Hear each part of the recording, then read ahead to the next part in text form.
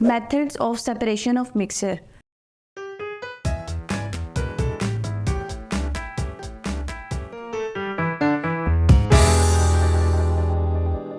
I welcome you all on the platform of digital academics provided by Moonlight International Publishers.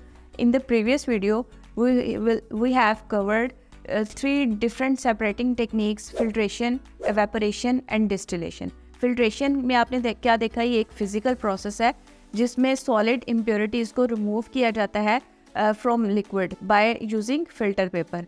फिर आपने next देखा evaporation. Evaporation क्या process है? Evaporation के process के अंदर जो लिक्विड के पार्टिकल्स हैं उनको वेपर्स के अंदर कन्वर्ट किया जाता है और जो रिमेनिंग सॉलिड पार्टिकल्स हैं वो आपको कंटेनर के अंदर मिल जाते हैं. एवेपोरेशन में लिक्विड के पार्टिकल्स को गैस में कन्वर्ट कर दिया जाता है और इस तरह से जो रिमेनिंग पार्टिकल्स हैं वो आपको मिल जाएंगे. फिर नेक्स्ट आते हैं डिस्टिलेशन में. डिस्टिलेशन में क्या होता है, दो लिक्विड इंग्रेडिएंट्स हैं, दो लिक्विड पार्टिकल्स हैं मिक्सचर के अंदर और उनको आप सेपरेट आउट करते हैं by on the base of boiling point difference. अगर आप अल्कोहल और वाटर के दोनों मिक्सचर लेते हैं तो उसमें क्या होता है, अल्कोहल का बॉइलिंग पॉइंट कम है इसलिए ये जल्दी वेपर्स में कन्वर्ट हो जाएगा और पीछे जो वाटर के मॉलिक्यूल्स हैं वो रह जाएंगे बाय अप्लाइंग हीट और टेम्परेचर. ठीक है, फिर अब हम नेक्स्ट मूव करते हैं अपने नेक्स्ट प्रोसेसेस की तरफ, जिसमें सबसे पहले हमारे पास आता है डिसेंटेशन. इसमें क्या होता है, on the base of gravity के डिफरेंस की बेस के ऊपर दो इंग्रेडिएंट्स को एक दूसरे से सेपरेट आउट कर लिया जाता है. ये एक फिजिकल टेक्निक है. इसमें आप देखेंगे कि दो इंग्रेडिएंट्स होंगे एक मिक्सचर के अंदर और on the base of gravity, on the base of weight, density की बेस के ऊपर इनको एक दूसरे से एक दूसरे से इनको सेपरेट और डिफ्रेंशिएट कर लिया जाएगा. मिसाल के तौर पे अगर एक वाटर है उसके अंदर मड पार्टिकल्स हैं, जब वो मिक्सअप हुआ है उसको आपने मिक्स किया तो वो पार्टिकल्स आपको उसके अंदर कलर भी दे रहे होंगे. लेकिन क्या होगा, with the passage of time जैसे ही आप उसको पड़ा रहने देंगे कुछ देर के लिए तो वो जो मड के पार्टिकल्स हैं वो नीचे बैठना स्टार्ट कर देंगे, सेटल डाउन हो जाएंगे और फिर आपको क्लियरली विजिबल हो जाएगा कि जो मड के पार्टिकल्स हैं वो नीचे बैठे हुए हैं और जो लिक्विड के पार्टिकल्स हैं वो ऊपर मड के ऊपर आपको नज़र आ रहे हैं. आप क्या करेंगे, उस बीकर को थोड़ा सा टिल्ट आउट करेंगे और जो लिक्विड के पार्टिकल्स हैं उनको सेपरेट कर लेंगे फ्रॉम मड पार्टिकल्स. ये डिसेंटेशन का प्रोसेस है. इसमें ग्रेविटी की बेस पे, ग्रेविटी क्या है, वेट. जिस चीज़ का वेट ज़्यादा होगा वो नीचे बैठ जाएगी और जिसकी डेंसिटी या वेट कम होगा वो ऊपर रह जाएगी. इस तरह वाटर की डेंसिटी मड से कम है तो वाटर ऊपर आपको सेपरेटली नज़र आ जाएगा अगर आप डायग्राम में देखें, और मड के पार्टिकल्स नीचे बैठे हुए नज़र आएंगे. फिर नेक्स्ट हमारा प्रोसेस है क्रिस्टलाइजेशन. क्रिस्टलाइजेशन एक ऐसा प्रोसेस है जिसमें solid phase is separated from mother liquid. इसमें क्या होता है, आप एक सॉल्यूशन प्रिपेयर करते हैं, एक सॉल्वेंट लेते हैं, एक सोल्यूट लेते हैं. ठीक है, तो सॉल्वेंट और सोल्यूट को आप मिक्स करते जाते हैं और वो एक सॉल्यूशन बना लेते हैं. इसकी अगर आप एग्जांपल लें तो इसकी एग्जांपल में आप वाटर लें और उसके अंदर आप शुगर को डालते जाएं तो क्या होगा, एक ऐसा पॉइंट आएगा जिसमें शुगर मज़ीद उसके अंदर डिज़ोल्व नहीं होगी. फिर आप क्या करेंगे, आप उसको हीट अप्लाई करेंगे, टेम्परेचर अप्लाई करेंगे, फिर आप उसको मिक्स करना स्टार्ट करेंगे और उसके अंदर मज़ीद शुगर डालते जाएंगे और उसको डिज़ोल्व कर लेगी और एक कंसनट्रेटेड सोल्यूशन, एक गाढ़ा सोल्यूशन बन जाएगा.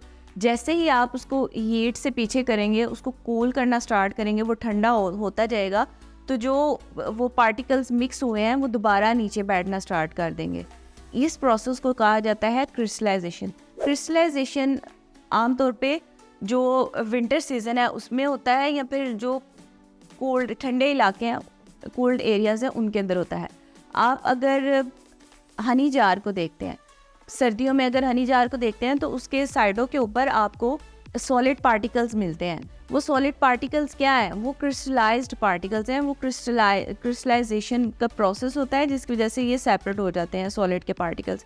और वो जो दरमियान में आपको नरम और सॉफ्ट सा हनी मिलता है, that is mother liquor. Mother liquor वो पार्ट है उस सॉल्यूशन का, क्रिस्टलाइज्ड सॉल्यूशन का, जो कि सॉफ्ट रह जाता है, जो सॉलिड पार्टिकल्स में कन्वर्ट नहीं होता. प्रोसेस की अगर आप डेफिनेशन करें तो क्या है, formation of solid particles from mother liquid या फिर separation of solid particles from mother liquor, इसको यूज़ किया जाता है for the formation of solid particles.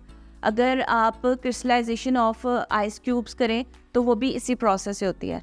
फिर अगर आप formation of solid crystals from Honey, तो वो भी क्रिस्टलाइजेशन के प्रोसेस से होती है।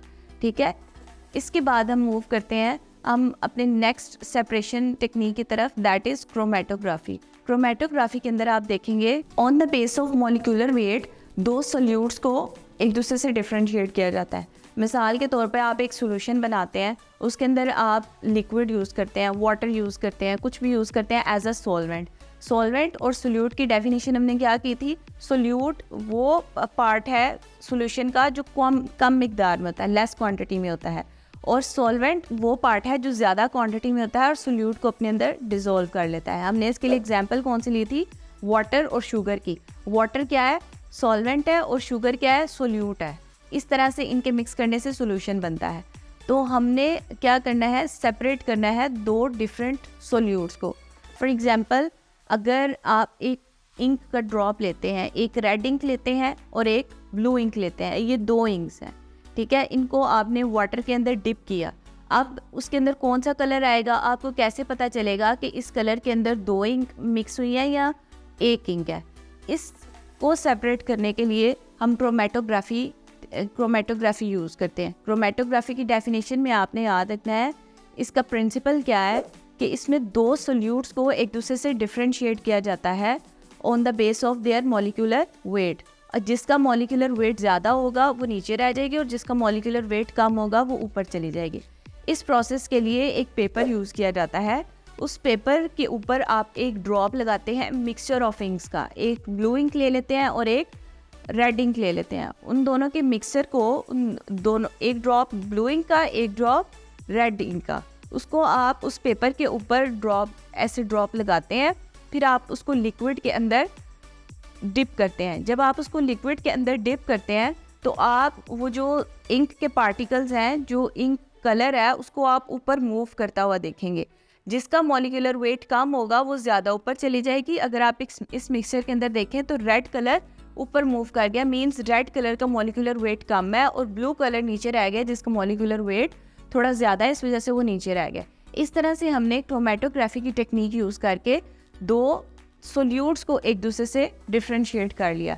सोल्यूट्स, अगर आप इसकी एग्जांपल्स को देखें कि इसको कहाँ पे यूज़ किया जाता है, क्रोमेटोग्राफी की जो टेक्निक है वो कहाँ पे यूज़फुल होती है, तो इसको डॉप टेस्ट में यूज़ किया जाता है, जिसमें डिफरेंट ड्रग की क्वांटिटीज़ को, कितनी ड्रग्स बॉडी के अंदर एग्जिस्ट कर रही हैं, वो आइडेंटिफाई किया जाता है। डॉप टेस्ट एक ऐसा टेस्ट है जो या तो पेशेंट के या फिर जो पर्सन है जिसको हम टेस्ट करना चाह रहे हैं उसके ब्लड से लिया जाता है, सलाइवा से लिया जाता है, स्वेट से लिया जाता है, या फिर यूरिन से लिया जाता है। सैंपल हम कलेक्ट करते हैं और कॉलम क्रोमेटोग्राफी एक इसकी टाइप है, उसके ज़रिए से हम सेपरेशन करते हैं। अगर आप डायग्राम के अंदर देखें तो इसमें आपको ट्यूब्स नज़र आ रही हैं। ट्यूब्स के अंदर आप सैंपल को लोड करेंगे और इसके नीचे एक सेपरेटिंग जेल होती है। जैसे ही आप उसको लोड करेंगे उसको आप फर्दर उसके अंदर एक सोल्यूट डालते हैं, जिससे क्या होता है कि जो वो आपने डॉप टेस्ट के लिए सैंपल लिया था